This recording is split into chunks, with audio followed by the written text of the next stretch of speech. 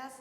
Sí, vamos a dejar la infancia y vamos a pasar a otra etapa de la vida, donde además de la complejidad de la enfermedad inflamatoria, se le agrega la complejidad de estar en una etapa donde aparecen nuevas morbilidades, nuevos desafíos sociales.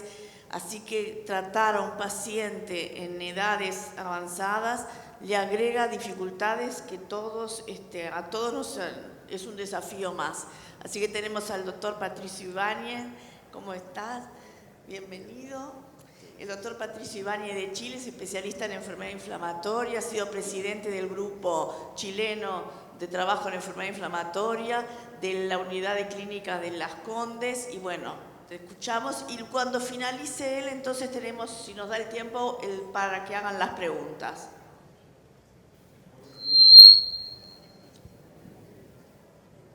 Parece que este funciona mejor. Muchas gracias a Panco y Gadecu por la gentil invitación de estar esta mañana con ustedes.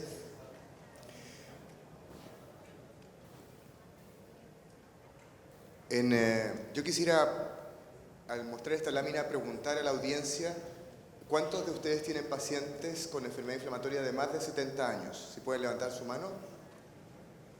Un buen porcentaje, ¿no? ¿Cuántos tienen pacientes, gracias, de más de 80 años? ¿Y más de 90 años?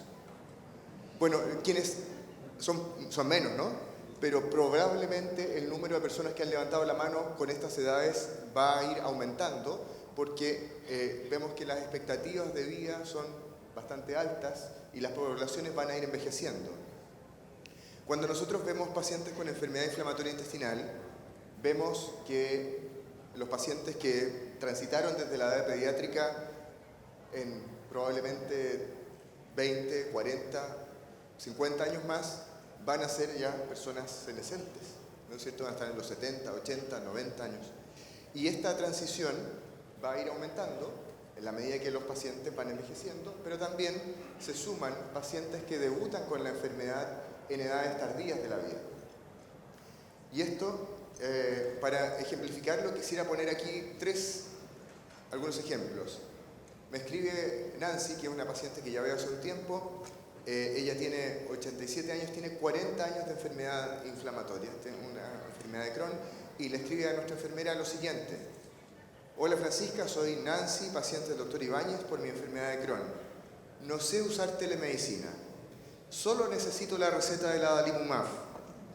Se vence ahora. No puedo ir a la consulta porque mi hija no me puedo llevar y estoy muy lejos.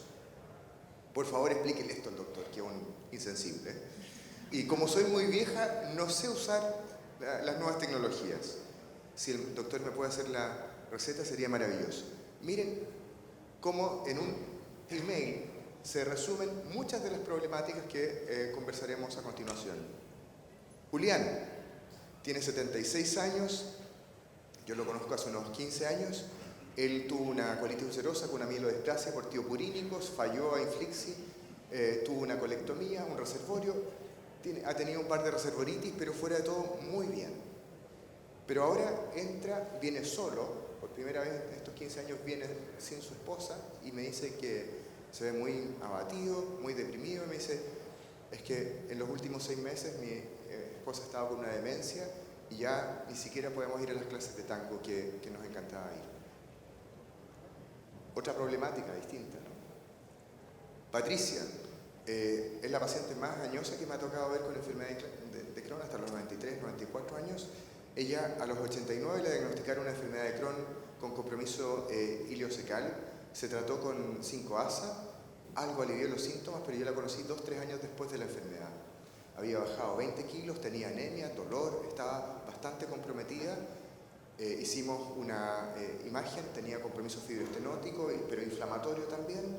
Le planteamos la resección, ella dijo, y su familia, que no quería operarse, y luego le dimos anti-TNF, mejoró muchísimo, pero progresivamente evolucionó hacia fibroestenosis con obstrucción intestinal y falleció a los 94. Fue una pena verla porque fue apagándose gradualmente por esta estenosis.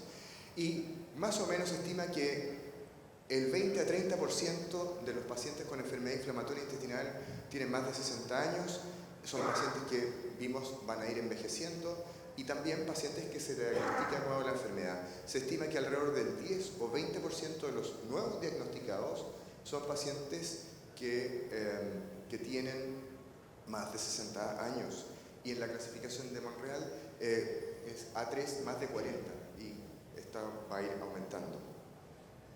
Por lo tanto, el diagnóstico, ¿no es cierto?, parte del desafío al momento del diagnóstico, puesto que la gama de diagnósticos diferenciales que tenemos que considerar es bastante amplia. Las causas infecciosas, desde luego, neoplasias, enfermedad diverticular, colitis isquémica, colitis inducida por fármacos. Vimos, ¿no es cierto?, como la inmunoterapia, ¿no es cierto?, con estos fármacos nuevos del checkpoint pueden simular o desarrollar características idénticas a la enfermedad inflamatoria intestinal. Y también muchas veces vemos el retardo en el diagnóstico.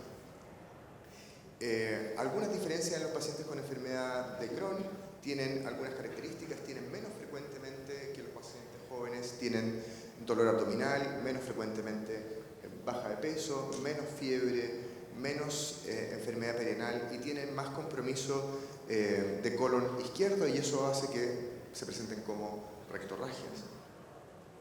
En la colitis ulcerosa hay pocos datos, pero tendrían una evolución más sutil y podría haber compromiso de colon izquierdo más frecuentemente que en poblaciones más jóvenes. En la historia natural de la enfermedad inflamatoria en pacientes mayores hay pocos datos. Habría una menor utilización de inmunomoduladores y terapia biológica. Esto podría estar limitado por las comorbilidades que hacen que los médicos se abstengan de usar este tipo de medicamentos por los riesgos que podría implicar. Hay una mayor tasa de hospitalizaciones y una mayor tasa de cirugías, probablemente mediado por lo mismo. En cuanto a manifestaciones extraintestinales, en esta publicación de Gastroenterology, una cohorte sueca de más de 27.000 pacientes, ellos mostraron que en población de pacientes mayores, las manifestaciones extraintestinales, miren ustedes cómo destaca que tienen mayor compromiso ocular. Y en cuanto a las terapias, vemos acá, comparado enfermedad de Crohn y colitis ulcerosa, vemos los distintos tipos de tratamientos y vemos que en general hay una menor utilización de terapia biológica tanto para Crohn como para colitis ulcerosa, y hay una menor utilización también de inmunomoduladores. En la enfermedad inflamatoria intestinal de inicio tardío, sabemos que en general la enfermedad inflamatoria en el primer año, cuando aparece, tiende a ser más agresiva, y por lo tanto tienen también, por otro lado, los pacientes más riesgos de infecciones cuando está partiendo con los tratamientos en los primeros meses, tienden a haber más complicaciones, y los pacientes con enfermedad inflamatoria intestinal mayores tienen una mayor mortalidad en la cirugía por lo mismo, y son más frágiles, y aquí aparece este concepto que tenemos que tener en mente, así como en los pacientes jóvenes transición probablemente es la palabra clave, en los pacientes mayores fragilidad es la palabra que tenemos que tener en mente. Y en general, en los pacientes podríamos decir que el curso general de la enfermedad inflamatoria intestinal es similar al que vemos en las poblaciones más jóvenes, asociados a la enfermedad y asociados al paciente. Asociados a la enfermedad, tenemos primero un amplio rango de diagnósticos diferenciales. En segundo lugar, presentaciones más sutiles que pueden retardar el diagnóstico y eventualmente un curso más agresivo de la enfermedad. Y por último, estos pacientes que van transitando hacia edades mayores, que han podido adaptarse, por así decirlo, a la enfermedad inflamatoria intestinal a lo largo de la vida. En cuanto a los factores asociados al paciente, bueno, dijimos las comorbilidades, diabetes, hipertensión, patologías cardíacas o de otros sistemas, interacciones con medicamentos. Si uno mira la cantidad de medicamentos que toman las personas mayores, son en promedio el 30% toma más de 3 medicamentos y hasta un 10% toman más de 6 medicamentos. Y eso puede tener interacciones con los fármacos que nosotros vamos a usar. Las condiciones socioeconómicas, los pacientes tienden a estar más solos, eso hace que muchas veces cuenten con menos apoyo y redes de apoyo para asistir a los controles, como vimos ejemplificado en el correo que les mostré recién. Luego, tienen en general una tasa más alta de cáncer y eso obliga a que cuando vamos a iniciar tratamientos se sugiere una búsqueda un poco más exhaustiva de que no haya una neoplasia. Y por último, estos pacientes van desarrollando o perdiendo habilidades cognitivas, habilidades físicas que pueden limitar, ¿no es cierto?, por ejemplo, comprender las indicaciones para la terapia, para los exámenes de seguimiento, etc. Y un concepto que aparece que es la inmunosencia, que es que los pacientes del sistema inmune tienden a estar menos activos y eso nos predispone a que puedan enfrentar infecciones. Respecto de la fragilidad, este es un estado de vulnerabilidad donde una injuria menor puede generar una catástrofe.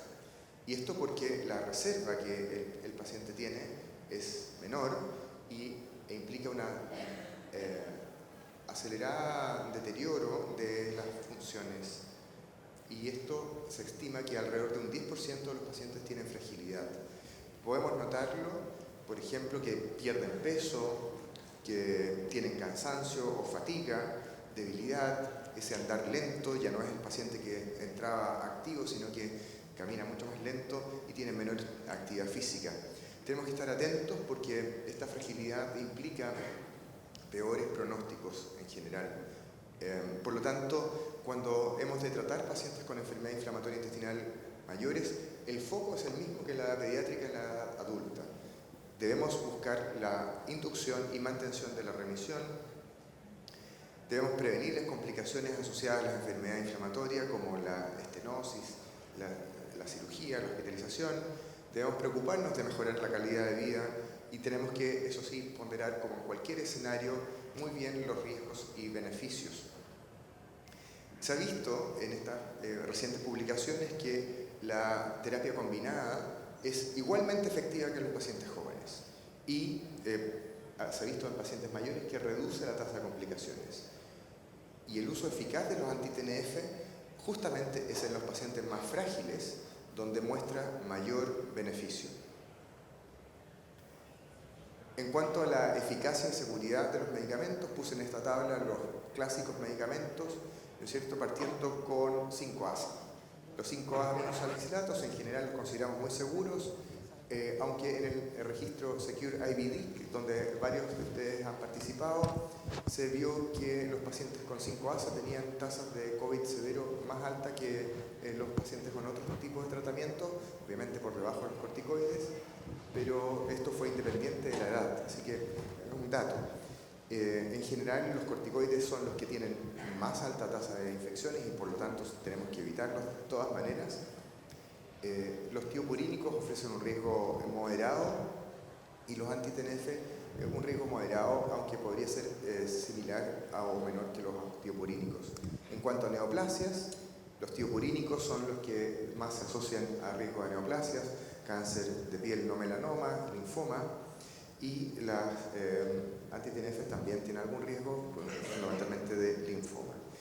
Con los 5-ASA, en otros ámbitos tenemos que tener en cuenta la nefritis, que ocurre a uno de 100.000, en particular en los pacientes mayores tienen menor reserva renal, de modo que esta injuria puede ser muy deleteria y por lo tanto tenemos que estar atentos. En los pacientes con mayores, terapia anti-TNF no se debe usar, o sea, en pacientes que tienen insuficiencia cardíaca descompensada tenemos que estar atentos a esos factores. ¿Y qué hay de los tratamientos más nuevos? En esta revisión del año pasado, bueno, vedolizumab, ustekinumab, risankizumab son en general medicamentos que se consideran bastante de bajo riesgo de infecciones, bajo riesgo de neoplasias comparados con los anteriores. Para tofacitinib, herpes zóster, para upadacitinib también. Por lo tanto, de aquí la importancia de poner a estos pacientes con vacunas preventivas, ¿no es cierto? Con osadimod, por ejemplo, es una baja riesgo de infecciones, pero aparecen las alteraciones de la conducción cardíaca y las enfermedades de la mácula como una precaución. Para moléculas pequeñas, particularmente para tofacitinib, embolía pulmonar, trombosis venosa, son un factor que hace que desincentiva el uso en los pacientes mayores. Y luego el posicionamiento de nuevas terapias. Aquí uno podría decir, mira, en general, de acuerdo a la información que hay, si uno tuviera que elegir y pudiera elegir libremente, probablemente colitis ulcerosa leve mejorada, vedolizumab, ustekinumab son bastante seguros, eventualmente usanimod, pero balanceando bien los riesgos cardíacos y de mácula. En pacientes que ya tienen una enfermedad más moderada o severa y siempre después de los anti-TNF, porque la eficacia tofacitinib, upadacitinib podrían ser buenas alternativas. En los pacientes con enfermedad de Crohn, vedolizumab, ustekinumab bastante seguros, risankizumab bastante seguros. Breve, la cirugía, ojalá, si es que hemos de considerarla, sea en el mejor estado del paciente y no retrasarla innecesariamente, porque esto tiene mayor morbimortalidad. Errores comunes. Tenemos algunas cosas que sí tenemos que hacer. Tenemos que mirar a este paciente globalmente en su edad, discutir con el paciente cuáles son los outcomes. Vamos a buscar remisión histológica o tal vez nos basta con que el paciente esté en remisión clínica y toleramos que tenga una calprotectina porque el riesgo versus beneficio puede ser ahí un factor a considerar. Y la cirugía oportuna, pero no usar corticoides en estos pacientes de manera prolongada y retrasar o no usar o restarnos de usar terapias más efectivas por temor a las comorbilidades, y lo de la cirugía ya lo mencioné. Mejor estado de salud global, detección y prevención de la fragilidad, manejo multidisciplinario, el aspecto nutricional, la osteoporosis, el apoyo psicológico, el manejo de la ansiedad y la depresión en estos pacientes, apoyo kinesiológico para que eviten la atrofia y estén más fuertes y menos frágiles, trabajador social y, por cierto, integrar geriatras, ¿no es cierto? Así como desde la edad pediátrica a los pacientes tenemos que integrar geriatras en nuestro equipo, y la prevención de neoplasias y de infecciones. Finalmente, tenemos que evitar que los pacientes, ¿no es cierto?, aparezcan como este cuadro de Van Gogh, y que sean mucho más activos y estén idealmente en remisión. Muchas gracias por su atención.